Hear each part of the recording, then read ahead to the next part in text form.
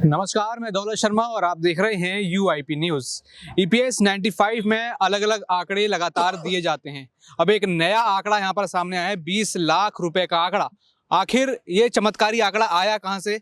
20 लाख रुपए की सच्चाई क्या है, ये आज जानेंगे। मनोज जी, आप लगातार हमारे साथ बने रहते हैं। आज ये 20 लाख रुपए का जो जादुई आंकड़ा, चमत्कारी का आंकड़ा आया, ये आया कहाँ से? ये आखिर बट कैसे रहा है? ये 20 लाख रुपए कैसे आ रहे हैं? कौन कहा जा रहा है, जो नेताओं द्वारा, जो अलग पेंशनर्स के नेता हैं, वो कह रहे हैं कि 20 लाख का ये आंकड़ा है, 20 लाख रुपए हर पेंशनर से जमा किए हैं। आखिर ये गुत्थी क्या है, आज वो सुलझाओ। देखिए, ये जो कहा जा रहा है कि 20 लाख रुपए के करीब करीब पेंशनर का एवरेज निकाल के जमा है, तो ये गुत्थी बड़ी, कहते हैं ना, बड़ी अजीब सी गुत्थी है। क्योंकि जब आप 20 लाख रुपया कहते हो तो आज के कॉन्टेक्स्ट में कहते हो या पिछले कॉन्टेक्स्ट में कहते हो, और सरकार जब कहेगी कि 20 लाख जमा ही नहीं है तो क्या कर लोगे? मोटी मोटी बात, 20 लाख जमा करने का मतलब ये है कि आपके पेंशन फंड से जो पैसा कट रहा है, 30-35 साल अगर आप नौकरी करते हैं तो वो पैसा कितना हो जाएगा। तो अगर उसको पेंशन फंड में हिसाब लगाएंगे तो 20 लाख तो नहीं बनता है। मैं आपको छोटा छोटा हिसाब लगा के बताता हूँ। देखिए, मिनिमम पेंशन का जो मिनिमम पेंशन कह रहा हूँ मैं, जो पेंशन कंट्रीब्यूशन के लिए जो कैप है, कैप यानी अपर लिमिट है, वो 15,000 है। वो भी अभी बढ़ाई गई है, कुछ 10 साल का लगभग हो गया, शायद 2014 में। अपर लिमिट यानी कि 15,000, यानी 15,000 से ज़्यादा, 15,000 का लगभग 12.5% के करीब ये मान लो, तो ये होता है 1250 रुपया। तो मैक्सिमम 1250 से ज़्यादा तो कंट्रीब्यूशन जा ही नहीं सकता, उससे कम ही जाएगा। तो और उससे पहले 6,500 था तो लिमिट। तो इसका मतलब ये है कि कितना मैक्सिमम पैसा जा सकता है। मैं एवरेज मान लेता हूँ 1,000 रुपया, वो भी आज के कॉन्टेक्स्ट से, क्योंकि आज के कॉन्टेक्स्ट से भी मैक्सिमम कंट्रीब्यूशन कितना जाएगा, 1250 ना मान के 1,000 रुपया मान लेते हैं। तो 1,000 रुपया मानेंगे तो पूरा एक साल के अंदर 12,000 रुपया लगभग बनता है एक साल का कंट्रीब्यूशन एक पेंशनर का। मैं 10,000 मान लेता हूँ मोटा मोटा आंकड़ा समझने के लिए। तो 10 साल का पेंशन कितना बनेगा? 10 साल का पेंशन बनेगा आपका 10,000 रुपया।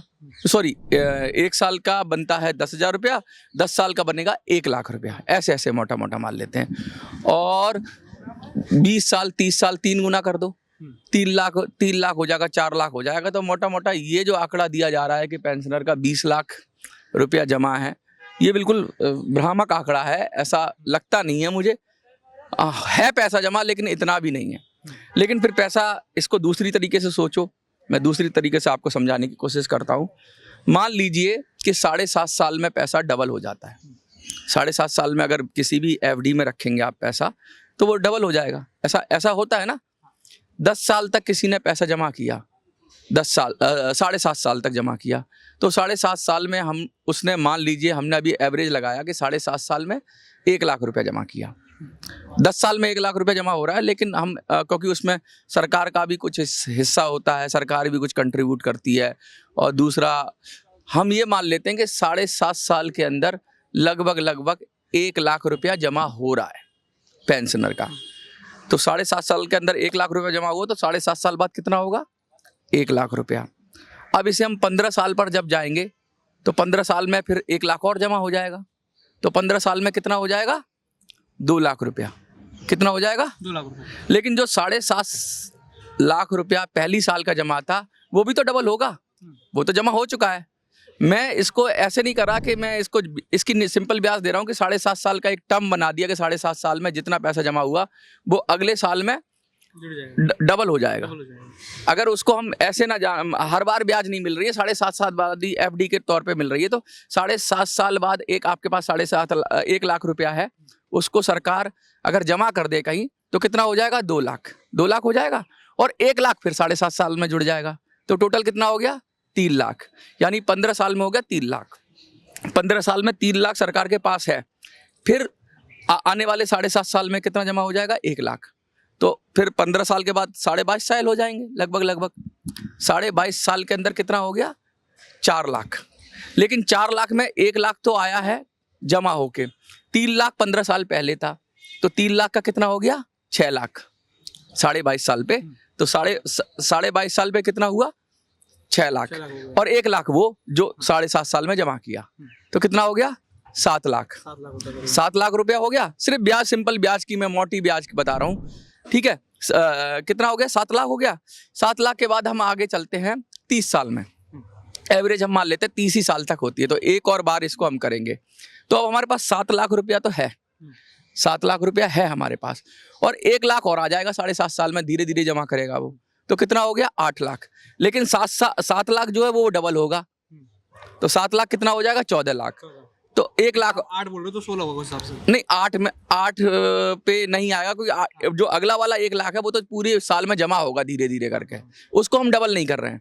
हम डबल जो कर रहे हैं जो हमारे पास है, जैसे 7.5 साल पे हमने 1 लाख को डबल नहीं किया, 7.5 साल के बाद हमने डबल करना शुरू किया, क्योंकि वो तो जमा हो गया ना, पूरा जमा होने के बाद उसको डबल कर रहे हैं। तो 30 साल में 14 लाख रुपया जमा है पेंशन। जमा, 7 लाख जमा है, तो 30 साल में 14 लाख हो जाएगा, और 1 लाख और उसका कंट्रीब्यूशन से आ जाएगा, टोटल 15 लाख का हिसाब बैठता है। तो मुझे ऐसा लगता है कि कुछ भी ना करें आज के हिसाब से, तो 15 लाख रुपया आज जो पेंशनर जमा कर रहा है, तो वो 30 साल बाद इसी सब ढर्रे में कम से कम 15 लाख रुपया पेंशन फंड में कंट्रीब्यूट कर देगा। लेकिन हम बात कर रहे हैं पुराने पेंशनर की, उनका शायद इतना पैसा ना हो, उनका शायद 10 लाख हो, तो मोटी मोटी ये बात कि 20 लाख तो नहीं पहुंच रहा है, लेकिन मैं इतना समझता हूं कि हाँ 10 लाख रुपए का लगभग ये मान लो, पुराने पेंशनर हैं उनका 10 लाख रुपया मोटा मोटा जमा है सरकार के पास। तो ये एक पहली बात। अब 10 लाख रुपए का अगर हम मार्केट के ब्याज की दर देखें, तो जो ब्याज कोई भी मिलता है तो 1% या 0.25% होता है, हम 1% मान लेते हैं।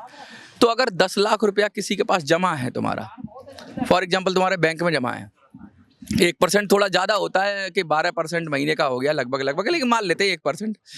तो 1% से कितना मिल जाएगा आपको? 10 लाख रुपए में 10,000 रुपया, 10,000 रुपया मिलेगा।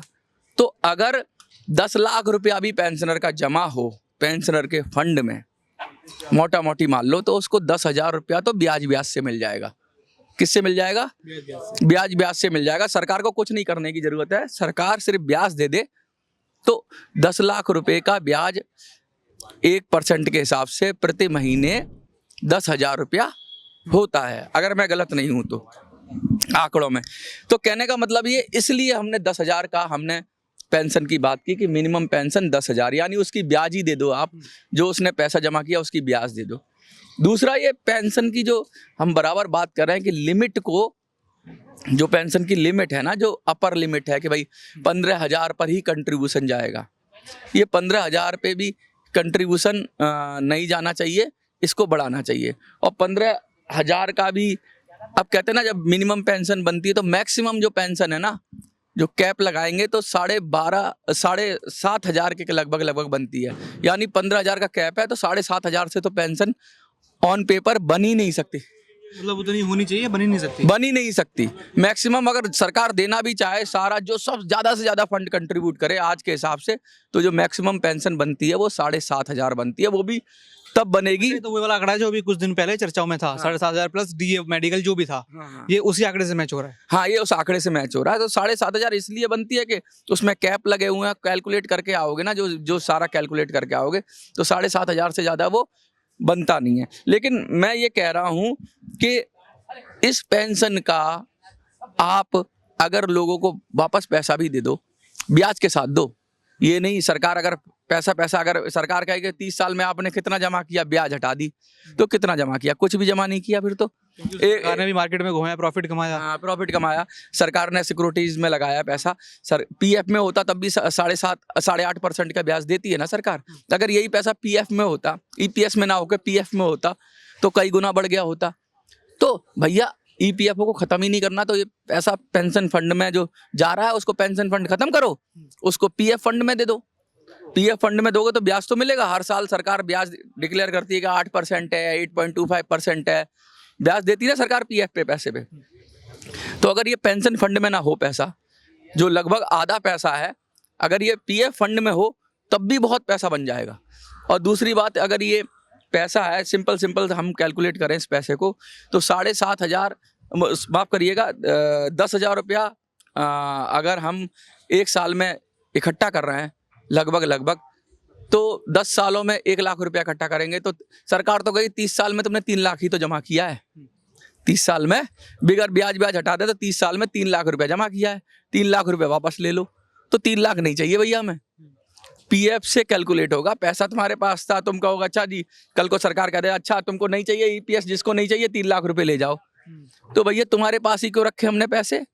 पैसे का तो अभिमूल्यन होता है, रुपए की तो ताकत घटती है। और भी लगा सकते थे बुजुर्ग उसको, और फायदा ले सकते थे, कहीं प्लॉट में लगाते, कहीं भी लगाते। ऐसा करे सरकार कि सरकार जब 3 लाख रुपए जब हमने जमा किए, तो जब हम जब रिटायर हुए थे तब 3 लाख रुपए में जितना हम सोना खरीद सकते थे, अगर हमारे 3 लाख जमा है उतना सोना दे दे, रुपये में नहीं चाहिए हमें। 3 लाख रुपए में अगर उस समय बराबर की वैल्यू बराबर के वैल्यू दे दो, बराबर की वैल्यू दे दो, सोना दे दो, तो मोटी बात ये चल रही है।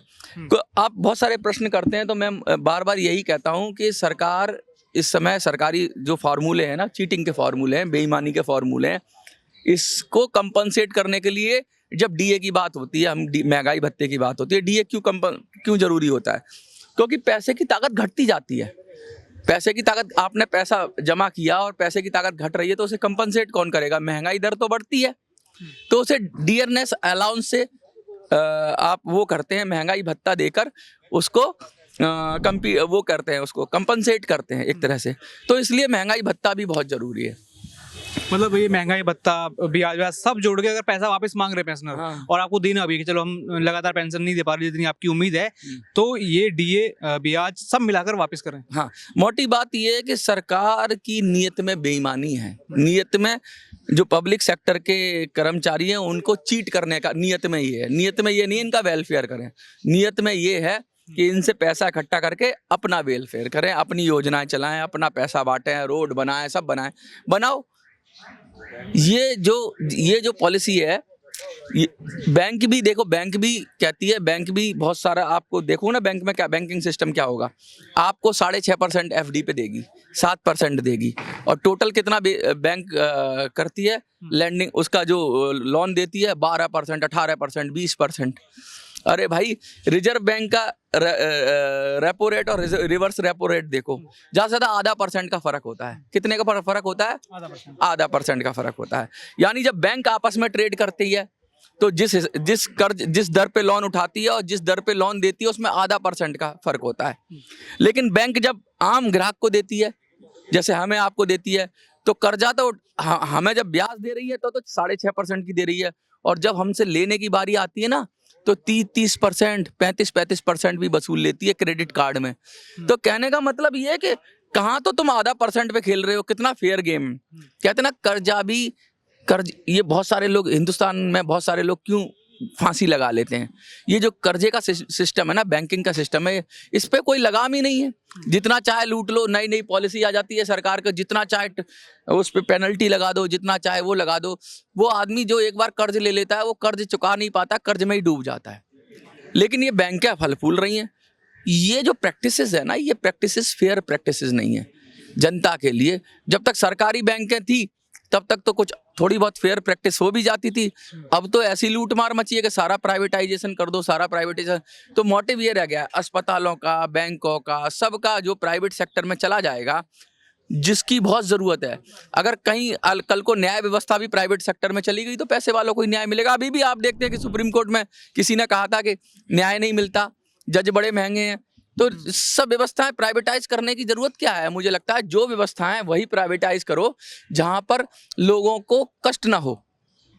शिक्षा, स्वास्थ्य, ये सब चीजें प्राइवेट करने की जरूरत नहीं है। दूसरी बात, बैंकिंग सेक्टर में भी बहुत सारे रिफॉर्म लाने की जरूरत है। देखिए, मैं विषयांतर हो रहा है थोड़ा सा, लेकिन मैं बताना चाहता हूं कि किस तरीके से इस देश के अंदर व्यवस्थाएं चल रही हैं। कि एक तरफ तो जब आप आपस में बैंकें डील करते हैं तो आधा % पे कर लेते हैं, लेकिन जब दूसरे से बात करते हैं, हम लोगों से, आम जनता को लूटने की बारी आती है, तो कोई नियम ना खाता ना वही, कुछ भी नियम बना दो, सरकार बोलती है सब सही, जनता का खून चूस लो। इसी तरीके से जब सरकारी कर्मचारियों को पेंशन देने की बात थी, तो पहले ओल्ड पेंशन स्कीम थी, कितना फेयर था। लेकिन जब चीटिंग माइंडसेट आ गया, ये माइंडसेट कब से आया? कांग्रेस की सरकार से आया, फिर बीजेपी ने भी उसे फॉलो किया।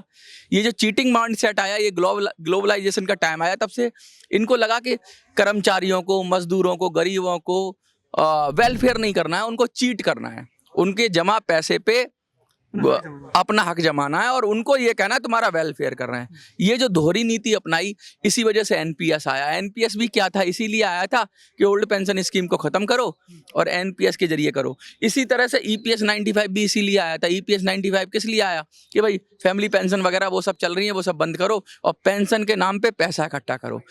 पेंशन पहले जो इंटेंशन थी और अब इंटेंशन है, दोनों अलग अलग है। पहले जो इंटेंशन थी पैसा इकट्ठा करके वापस उसी एम्प्लॉय का वेलफेयर करना था। अब ये ईपीएस फलाना ढिमका, इन पेंशनों में पैसा इकट्ठा करके अपना काम सिद्ध करना है, उस पैसे को अपने उपयोग में लेना और देने के नाम पे हाथ खड़े कर देना है। अब तक तो ऐसा भी था कि लोग बेचारे, एक नाम चेंज हो जाता था, ईपीएफओ के दफ्तर में जा जाके तड़पते रहते थे कि हमारा नाम चेंज करना है, ये डॉक्यूमेंट लाओ, वो डॉक्यूमेंट लाओ। पेंशन तक नहीं मिलती थी, लोगों ने फांसी लगा ली, उनका पैसा पीएफ का नहीं मिला। इतना बुरी तरीके से ये बिहेव करता था। पेंशन तो देना छोड़ो, ईपीएफओ ऐसा सफेद हाथी हो गया था कि ये लोगों का पीएफ का पैसा तक नहीं दे रहा था कि कुछ ना कुछ पंगा निकाल के नाम मैच नहीं कर रहा, डॉक्यूमेंट मैच नहीं कर रहे, ऐसे करके लोगों ने फांसी लगा ली। तब जाके सरकार की नींद खुली। सरकार ने कहा ये ज्यादा हो रहा है। सरकार भी टैटुआ दबा रही है।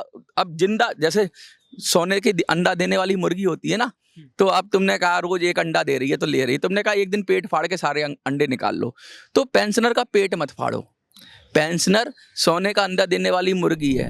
हम कहते हैं सरकार पेंशन फंड से वेलफेयर करे, डेवलपमेंट करे, लेकिन उस मुर्गी को भी तो दाना खिलाओ। जो मुर्गी रोज अंडा दे रही है उसको दाना खिलाओगे, नहीं खिलाओगे? जो रोज कंट्रीब्यूशन कर रहे हैं, 7 करोड़ से ज्यादा लोग, पूरे देश में 7 करोड़ से ज्यादा लोग पेंशन फंड में कंट्रीब्यूट कर रहे हैं, तो जो रिटायर हो रहे हैं उनको देने में तकलीफ क्या है? इन सज्जन को, मोदी सज्जन को तकलीफ क्या है? ये बोलते हैं ना, इस सज्जन को तकलीफ क्या है? तो मैं कहता हूँ मोदी जी, आपको क्या तकलीफ है? आपको, आपका पैसा थोड़ी ना है, आपकी सरकार का पैसा थोड़ी ना, उन्हीं का पैसा है। अगर ब्याज, मैं तो कह रहा हूँ 7 करोड़ लोग जो पैसा जमा कर रहे हैं उसमें से भी थोड़ा थोड़ा दे देंगे ना इनका 80 लाख लोगों को, तब भी हो जाएगा पूरा। पैसा तो बहुत आ रहा है, पैसा पेंशन फंड में बहुत आ रहा है, ब्याज का भी आ रहा है और लोगों का जमा करने का भी आ रहा है। तो कुछ लोग जमा कर रहे हैं, कुछ लोग निकाल रहे हैं, ऐसे भी सोच लो। पैसे की कमी नहीं है, नियत की कमी है, नियत में चोरी है। कोई बहुत सारे, आप देखिए जो हमने अभी पिछली वीडियो करी थी उसमें था कि ईपीएस 95 को आजाद कर दो, यानी उसको हाथी के पैर से कुचल दो, उसको हटा दो। आपने उसको एकदम पूरी तरीके से नेस्तनाबूद करने की बात कही थी। चलिए अगर ओपीएस में उसको डाल देंगे, पुरानी पेंशन में, या फिर कहीं भी डालते हैं, आप तो पुरानी पेंशन की बात कर रहे हैं, उसके बाद आगे क्या? वो पुरानी पेंशन में डालेंगे तो क्या कैलकुलेशन बनेगी, किस तरीके से वो चीजें देंगे? और जो समर्थन, कई लोग तो हंसे इस पे, कई लोगों का समर्थन आया, कई लोगों ने कई सारी चीजें कही। मैं कुछ कमेंट आपको पढ़ के बताता हूँ कि यहाँ पर मोहम्मद रफुद्दीन है, वो कहते हैं आपकी बात 100% सही है, ईपीएस कैंसर मुर्दाबाद, सरकार पेंशन का पैसा अपने कब्जे में ले लिया है और सही पेंशन नहीं दे रही है, और पेंशनर्स के साथ इंसाफ वो बराबर करे, धोखेबाजी ना करे। और इन्होंने कहा कि मिनी संसद, आपकी बात सही है। उन्होंने कहा कि यहाँ पर कई लोग आपके लिए कुछ ऐसा कमेंट भी कर रहे हैं, पढ़ दूं मैं अगर आप कहो तो। उसमें लिखा है मनोज झूठा है, अशोक जी जिंदाबाद। और अब मैं जानता नहीं मैं अशोक जी कौन, देखिए मैं आपको फेयरली बताऊं। देखिए कोई होंगे लोकल लीडर, मुझे नहीं पता किसके, इनके पेंशनर्स के, तो अपने लीडर को बड़ा करने के लिए, मैं तो लीडर हूं नहीं, तो मैं झूठा हूं सच्चा हूं, मैं जो भी है नहीं, लेकिन लगातार फिर आपके लिए भी है कि आपकी बात सही है मनोज जी, आप सही कह रहे हो। यानी लेकिन देखो, ये लोग चाहते हैं कि चलो आप अगर पुरानी पेंशन में भी जा रहे हो, अगर नया विकल्प दे रहे हो, उस नए विकल्प को भविष्य क्या होगा? कहीं उसमें सरकार तो कोई नया तालमेल नहीं मिला देगी अगर वो ईपीएस वो खत्म भी कर देते हैं। जब ओपीएस की बात करें ना, तो डिफाइंड बेनिफिट वाली बात है कि पैसा तो मिलना ही मिलना है। अब आपकी टेंशन नहीं है, सरकार की टेंशन हो जाएगी पैसा देना।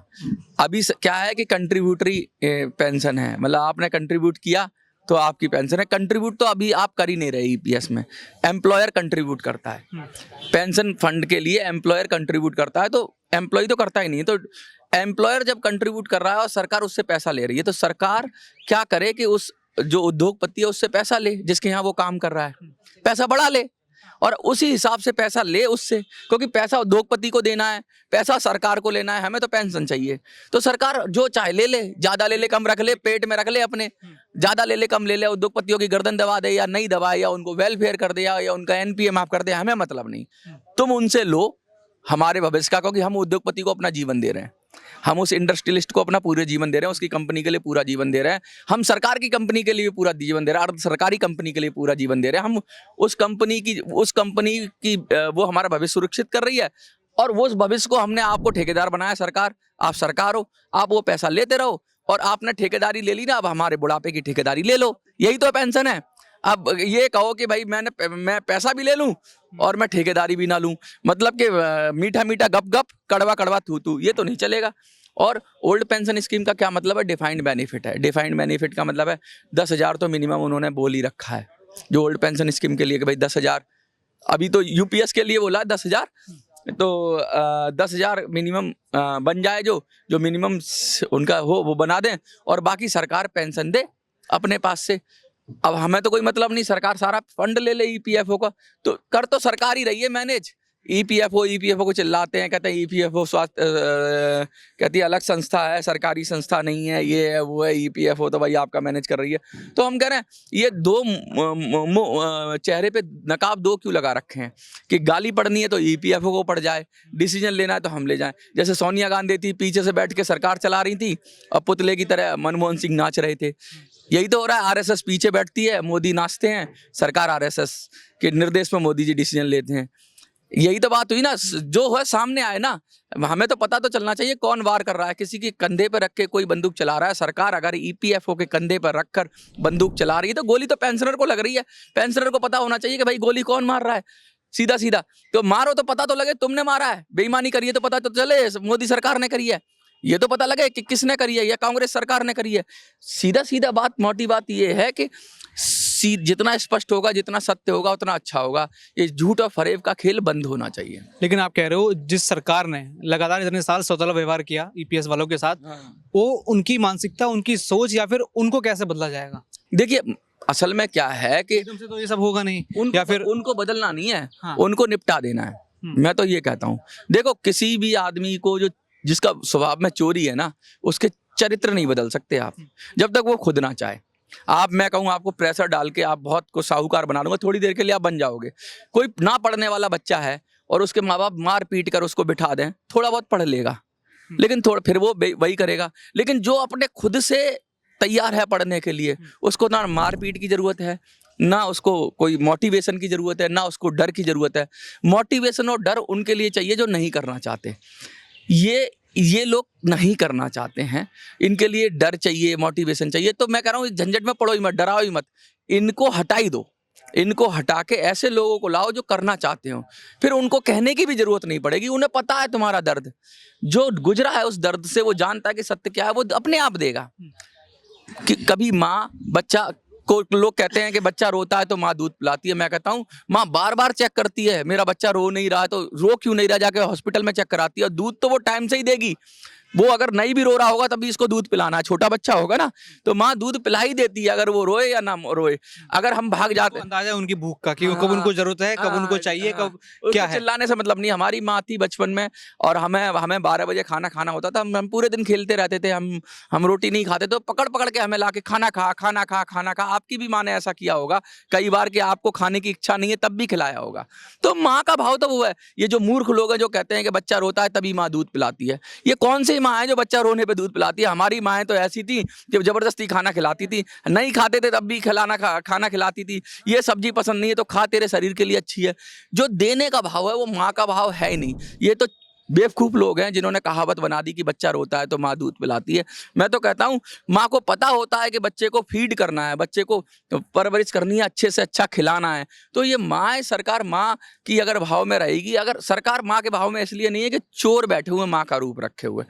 मैं कहता हूँ ऐसे लोगों को भेजो, ऐसे लोगों को भेजो जिसमें सचमुच माँ का भाव हो, जो उनको फिर कहने की जरूरत नहीं, उनको प्रोटेस्ट करने की जरूरत नहीं। उनके लिए वो तो तुम नहीं भी लेना चाहोगे पेंशन तो वो तो तुम मना करोगे, हमें नहीं चाहिए, हमें नहीं चाहिए, देश की सेवा के लिए लगा दो। वो कहे नहीं नहीं, देश में बहुत है, देश में बहुत है, तू पहले खा, तू मेरा बुजुर्ग है, तू पहले खा। ये भाव देश के अंदर चाहिए। आप मेरी बात समझ रहे हो ना? ये भाव लीडरशिप से आता है। अभी तो सब सेवक बना रखे हैं आपने। आप कहते हो ना सेवक सेवक सेवक, नौकर में कोई लीडरशिप होती है? सेवक कोई अच्छा शब्द है, कहता हो जन सेवक हूं मैं। अरे काय के प्रधान सेवक हूं, काय का सेवक? अरे तुम सेवक नहीं हो, तुम प्रतिनिधि हो हमारे, तुम हमारी वेलफेयर करो। अगर हम पर कुछ टैक्स लगा रहे हो तो लगाओ। सेवक की औकात है वो कुछ कर दे? सेवक नहीं चाहिए इस देश के अंदर। सेवक बेईमान होता है। नौकर के ऊपर हमेशा निगाह रखनी पड़ती है मालिक को। सेवक यानी नौकर के ऊपर निगाह रखनी पड़ती है, लेकिन माँ बाप के ऊपर बच्चे निगाह रखते हैं? देश को लीडर चाहिए, देश को सेवक नहीं चाहिए। देश को लीडर चाहिए, शब्द भी गलत है हमारी डेमोक्रेसी में। जब हम जनसेवक कहते हैं शब्द गलत है। काय का जनसेवक? देश को लीडर्स की जरूरत है, देश को माँ बाप की जरूरत है, देश को नौकर की जरूरत नहीं। और इन नौकरों ने देश को खा लिया। नौकरों ने कहा हाँ नौकरी कर रहे हैं तो कहते हैं तू खा, तू, कोई जिम्मेवारी नहीं होती नौकर की। दुकान फेल हो जाए किसी नौकर के, नौकर की जिम्मेवारी होती है, मालिक की जिम्मेवारी होती है। इस देश को मालिकों की जरूरत है, इस देश को लीडर्स की जरूरत है, इस देश को माँ बाप की जरूरत है, इस देश को नौकरों की जरूरत नहीं है, इस देश को नौकरी की जरूरत नहीं है। ये जो नौकर कहते हैं इनको लात मार के निकालो और देश को मालिकों के हाथ में सौंपो, जो अपनी जिम्मेवारी, मालिक यानी जिम्मेवारी समझे कि मेरी जिम्मेवारी है, मेरे बच्चे हैं, मेरे पेंशनर हैं, मेरे वोटर हैं, मैं इनका करूंगा। अरे ये तो कह रहा है कि यूज करो और इस पे लात मारो, सैलरी। कोई भी नौकर की इंटेंशन क्या होती है, यार काम उतना ही करो ना जिससे मेरी निकलो, कोई ज्यादा, उसकी कोई ज्यादा नहीं है। लेकिन जब अपना काम होता है तो सुबह 4 बजे आके शुरू कर देता है आदमी। ये फर्क है। मैं ये कहना चाहता हूँ इस देश के अंदर कि आप समझो, जन सेवक, जनता के सेवक, ये शब्दों से बचो और कहो अरे जनता के लीडर, सच्चे लीडर की जरूरत है, जो जिनके सामने ना प्रोटेस्ट करने की जरूरत हो। मुझे बड़ा अजीब सा लगता है कि तुमने ही चुना और तुम ही प्रोटेस्ट कर रहे हो। भैया चुना कैसे चुन लिया तुमने? या तो गलत तुम्हारा फैसला हो गया। कभी किसी बच्चे ने माँ बाप के प्रति प्रोटेस्ट किया है? अपने माँ बाप के लिए प्रोटेस्ट किया? अगर डांट भी देते हैं तो कहता है यार उनको पता है, थोड़ा बहुत रोते हैं धोते हैं, लेकिन उनको पता है मेरी वेलफेयर के लिए कर रहे होंगे। सारे वो मानते हैं ना, उनके डिसीजन सारे मानते हैं माँ बाप के, अच्छे हो या बुरे हो। जो फैसले लेते हैं, जब तक कि वो उस काबिल नहीं होते तब तक वो फैसले माँ बाप लेते हैं। और बहुत सारे फैसले माँ बाप वेलफेयर समझ के ही लेते हैं, गलत भी लेते हैं कि भाई तुम्हारा ये आज घूमना बंद, तुम्हें ये पढ़ना है, तुम्हारी टाइमिंग है, तुमको ट्यूशन जबरदस्ती देना है, सब कुछ देना। बाई फोर्स भी फीड करता है। अगर जनता का मन ना हो, बच्चों का मन ना हो, तब भी वो उसको डिसीजन देता है। और वो किस लिए? कि आपके वेलफेयर के लिए। इसलिए अगर ऐसे लोग होंगे, लीडर्स होंगे, तो वो आपको जबरदस्ती फीड करेंगे, यानी आप मांगोगे नहीं तब भी देंगे। और ये लोग हैं मांगते रहो, मांगते रहो, मांगते मांगते मर जाओ। इनको तो अपने बच्चे सेट करने हैं, अपना परिवार सेट करना है, अपने चमचे सेट करने हैं, अपनी पार्टी सेट करनी है और अपना एजेंडा सेट करना है। इनको कोई मतलब नहीं है इस देश की जनता से। मैं ये कहना चाहता हूँ आपको।